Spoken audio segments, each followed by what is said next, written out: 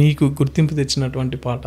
నాకు గుర్తింపు తెచ్చిన పాట అంటూ ఏం లేదు. బట్ ఏంటంటే ఒకసారి అంబేద్కర్ గారి సాంగ్ పాడాననమాట. అంటే కొన్ని ఆర్గనైజేషన్‌లో వాళ్ళు పనిచేసుకున్న టైంలో మా ఊరు పర్సన్సే ఒక అంబేద్కర్ గారి సాంగు నాతో గారు పాడిచ్చారనమాట. ఒకసారి పాడండి మాకు. గగనతారల్లోన మెరుపువు నీవై, గంజిగట్కల్లోన మెతుకువు నువ్వై, దళిత గుండెల్లోన దైవము నీవై, పేద గుర్షెల్లోన దీపము నీవై, అక్షరమైవో ఆయుధమై, సాధనమైవో సంద్రమువై, లోకాన్నేలే జై భీం జయ హో.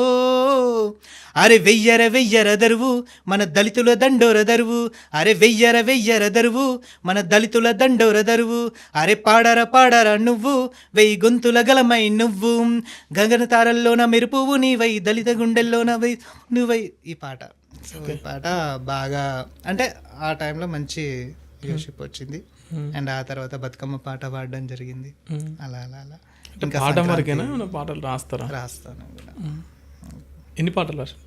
కొన్ని పాటలు రాశాను. బట్ ఏంటంటే ఈ మధ్య కాలంలో ఎక్కడైనా చెప్తే దాన్ని ఆటోమేటిక్గా కాపీ కొట్టి దాన్ని ఇంకో వర్షన్లో రిలీజ్ చేయడము, ఇంకో వర్షన్లో అంటే మనం రాసుకున్న లిరిక్స్ మనం ఏంటంటే ఊర్లలో తెలియాలి కదా. ఇప్పుడు మీరు రాసుకున్న పాటలు మీరే పాడలేనటువంటి నిర్బంధంలో మీరుంటే ఇక పాటలు రాసేందుకు? మధు ఇప్పుడు ఇక్కడ ఇంకోటి పాట ఎవరు రాస్తారు, ఎవరు ఎట్లా పోతుంది అనేది కాదు, పాట నీ పాట ప్రజలకు ఉపయోగపడిందా లేదా? రైట్ మధు, ఇప్పుడు ఇంకోటి ఏంటంటే ఇక్కడ మనం ఆలోచించాల్సింది, పాటను రాసుకుంటాం, సేకరించుకుంటాం, ఏదో పెట్టుకుంటాం, మనకు పాడాలనే ఆలోచన ఉంటుంది, మనం కూడా మన పాటను పబ్లిక్లోకి వెళ్ళాలనే ఆలోచన ఉంటుంది. ఇక్కడ మధ్యలో ఒకటి ఉంటుంది, ఆర్థిక ఇబ్బంది, డబ్బు పరంగా. అంటే ఇప్పుడు మనం ఏం చేయాలనుకున్నా కూడా డబ్బుతోనే సాధ్యమవుతుంది.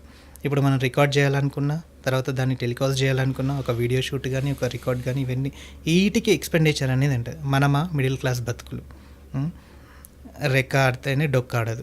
అలాంటి సిచ్యువేషన్లో మనం పాటలు అమ్ముకోవాల్సిందే తప్ప మనం ఎలా ఇస్తాం?